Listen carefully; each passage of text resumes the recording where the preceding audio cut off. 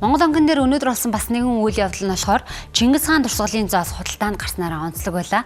За энэ Чингис хаан одоо дурсгалын зоос нь гэхэд их эзэн Чингис хааны суу алдрыг дэлхийд дахинаас урьдчилан таниулах зорилгоор их эзэн Чингис хаан алтагдсан хүрэл баримлыг бүтээх Монгол улсын эрхлэгч хөрөлцгийн санаачлагыг Монгол анхнаас хэрэгжүүлээд 2025 оны 3 дугаар сард Чингис хаан үндэсний музейд бүтээлийг бол залсан байдаг.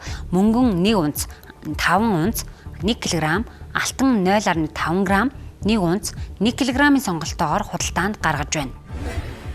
Дурсгалын зоосыг бол өнөөдөр энэ зоос бүтээх хамгийн сүүлийн үеийн технологи буюу смарт минтинг гэж ингэж товоолгож гаргадаг.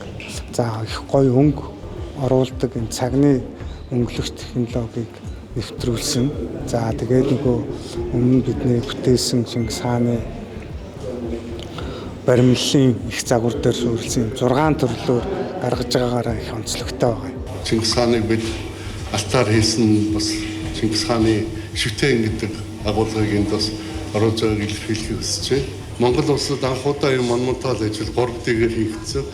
Энд нэг ширхэг баримлын шавар хадаас ороогүй их загвараас аваад энэ бас онцлог цаашдаа бас Монголын уран бүтээлчдийг бас уриалан дуудсан юм ажиллагаа гэж бодож байгаа. Хоёрдугаар агуу их сэргэн мандалтын үлгийн нутаг, агуу их Микеланжело, Леонардогийн төрсөн нутаг Флоренцд бид нар энийг Чингис хааныг хүрлээр цутгах, алтаар цутгах, алтаар өнгөлөх энэ ажлыг хийх завшаа олдсон.